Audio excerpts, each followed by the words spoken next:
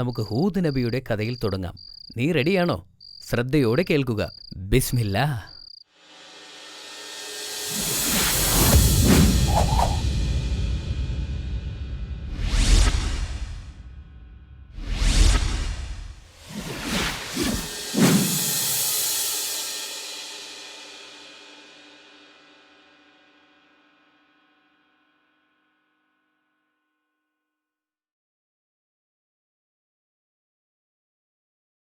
ഒരു മഹാപ്രളയത്തിന് ശേഷം നൂഹ് നബി അലൈഹിസ്സലാമിൻ്റെ പിൻഗാമികൾ ഭൂമിയിൽ വർദ്ധിച്ചു. നൂഹ് നബിക്ക് ധാരാളം പുത്രന്മാരുണ്ടായിരുന്നു. അതിൽ കൂടുതൽ പേരക്കുട്ടികളുണ്ടായിരുന്നു.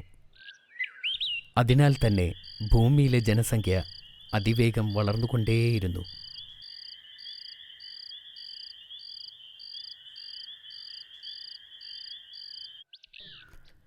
അവരിൽ പലരും പുരാതന യമനിൽ സ്ഥിരതാമസമാക്കി. ഇവിടെ ജീവിച്ചിരുന്നവരിൽ നൂഹ് നബിയുടെ ചെറുമകന്മാരിൽ ഒരാളായ ഇമ്രാൻ്റെ പിൻഗാമികളാണ് ആദ് സമുദായം.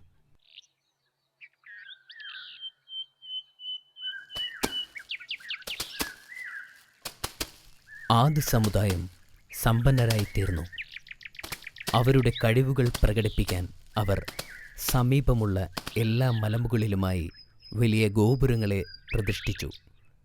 അവരുടെ കഴിവിൽ ആദ് സമുദായം അഭിമാനിച്ചിരുന്നു. ആദ്യം അവരെല്ലാം നല്ല ഈമാനുള്ള മുസ്ലിം ആയിരുന്നു. അവർ അള്ളാഹുവിനോട് പ്രാർത്ഥിച്ചിരുന്നു. എന്നാൽ കാലം കഴിയുന്തോറും ശൈത്താൻ അവരെ വഴിതെറ്റിച്ചു. അവർ അള്ളാഹുവിൻ്റെ മുന്നറിയിപ്പുകളെ അവഗണിച്ച് വിഗ്രഹങ്ങളെ ആരാധിക്കുകയും മോശമായ വഴികളിലൂടെ കടന്നു പോവുകയും ചെയ്തു.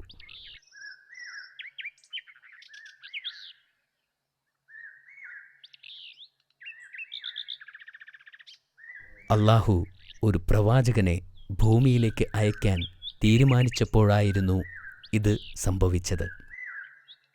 ഇക്കാലത്ത് അള്ളാഹു ഹൂദ് നബിയെ അവരിൽ നിന്ന് തന്നെ പ്രവാചകനായി തിരഞ്ഞെടുത്തു.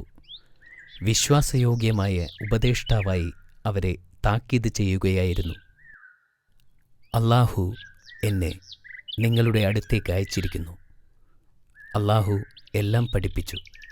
അവൻ നിങ്ങൾക്ക് ഈ ലോകത്തെ തന്നിട്ടുണ്ട്. അവൻ നിങ്ങൾക്ക് നിങ്ങളുടെ മക്കളെ തന്നിട്ടുണ്ട്. അവൻ നിങ്ങൾക്ക് മൃഗങ്ങളെ നൽകി എന്ന് ഹൂദ് നബി സ്വല്ലല്ലാഹു അലൈഹി വസല്ലം തൻ്റെ ജനതയോട് പറഞ്ഞു. നിങ്ങൾ വ്യാജദൈവങ്ങളെ ആരാധിക്കുന്നത് നിർത്തണം. ഏകദൈവമേയുള്ളൂ, അവൻ്റെ കൽപ്പനകൾ അനുസരിക്കണം എന്ന് ഹൂദ് നബി തൻ്റെ ജനതയോട് പറഞ്ഞു.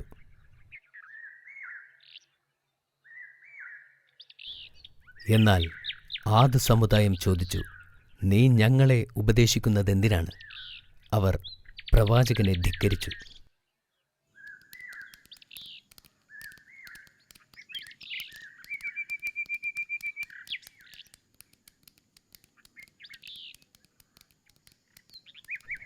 ദൈവത്തിൻ്റെ സന്ദേശം അറിയിക്കാൻ ഞാൻ തിരഞ്ഞെടുക്കപ്പെട്ടു.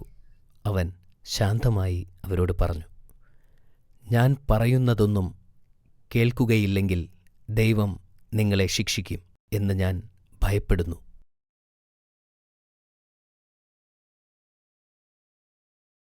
അദ്ദേഹത്തിൻ്റെ വാക്കുകൾ അവർ ചെവിക്കൊണ്ടില്ല. അവർ പറഞ്ഞു, നിങ്ങൾ ഒരു നുണയനാണ്. ഞങ്ങൾ നുണയൻ്റെ വാക്കുകളെ ശ്രദ്ധിക്കേണ്ടതില്ല. പ്രവാചകൻ പറഞ്ഞു, ഞാൻ കള്ളം പറയുന്നവനല്ല.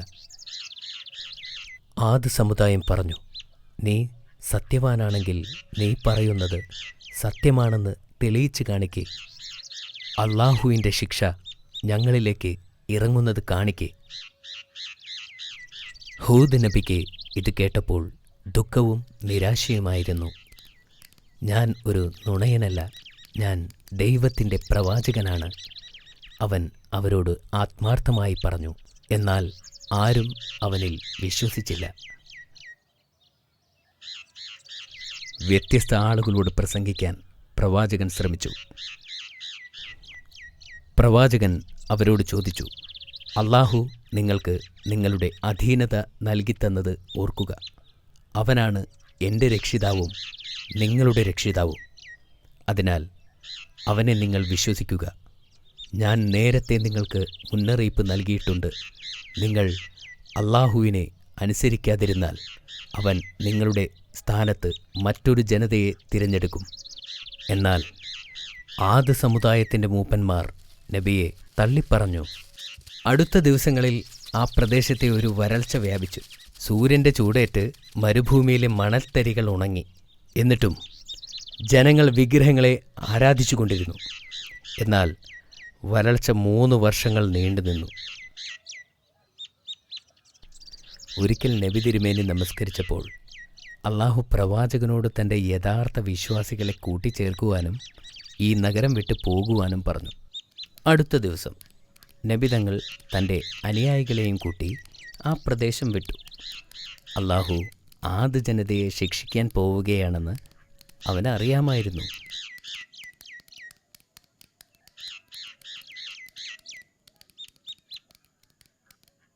അധികം താമസിയാതെ ആദ് ജനത്തിൻ്റെ മേൽ ആകാശത്ത് ഒരു കറുത്ത മേഘം പ്രത്യക്ഷപ്പെട്ടു. ആ മേഘമയച്ചത് അള്ളാഹുവാണെന്ന് അവിശ്വാസികൾ അറിഞ്ഞില്ല. വരണ്ട ചൂടുള്ളതും കനത്തതുമായ കാലാവസ്ഥ പെട്ടെന്ന് മാറി. പകലും രാത്രിയും കാറ്റ് വർദ്ധിച്ചു. വലിയ മരങ്ങളും കൂടാരങ്ങളും നശിച്ചു. കാറ്റുകൊണ്ട് തണുത്തുറഞ്ഞ കാലാവസ്ഥ. പുരുഷന്മാരും സ്ത്രീകളും എല്ലാവരും പേടിച്ചു.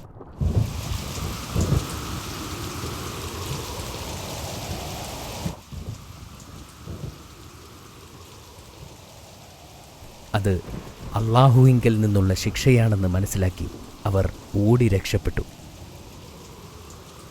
വീട്ടിലേക്ക് ഓടി ഒളിച്ചിരുന്നു. പക്ഷേ ശക്തമായ കാറ്റ് അവരുടെ വീടുകൾ തകർത്തു. ജനങ്ങൾ അവർ കെട്ടിപ്പടുത്ത വലിയ കെട്ടിടത്തിൻ്റെ അടിവാരത്തിൽ ഒളിച്ചിരുന്നു. എന്നാൽ കാറ്റ് വളരെ ശക്തമായിരുന്നു. കെട്ടിടങ്ങൾ തകർന്നു വീണു. അവിശ്വാസികൾ അതിനിടയിൽപ്പെട്ട് മരിച്ചു.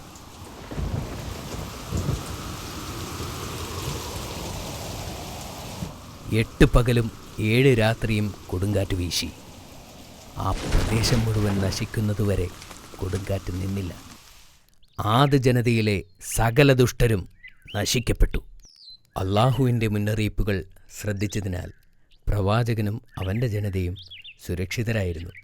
അവർ ഹദ്രമത്തിലേക്ക് പലായനം ചെയ്ത് സമാധാനത്തോടെ ജീവിക്കുകയും തങ്ങളുടെ യഥാർത്ഥ ദൈവമായ അള്ളാഹുവിനെ ആരാധിക്കുകയും ചെയ്തു. മാഷാ അല്ലാ, ഇതൊരു അത്ഭുതകരമായ കഥയായിരുന്നു. നിനക്കിഷ്ടപ്പെട്ടതിൽ വളരെ സന്തോഷമുണ്ട്. ഈ കഥയെക്കുറിച്ച് എന്താണ് ചോദിക്കാൻ പോകുന്നത്? ഞാൻ ചോദിക്കാൻ തുടങ്ങട്ടെ. നീ തയ്യാറാണോ അമീർ? അതെ ബാബാ.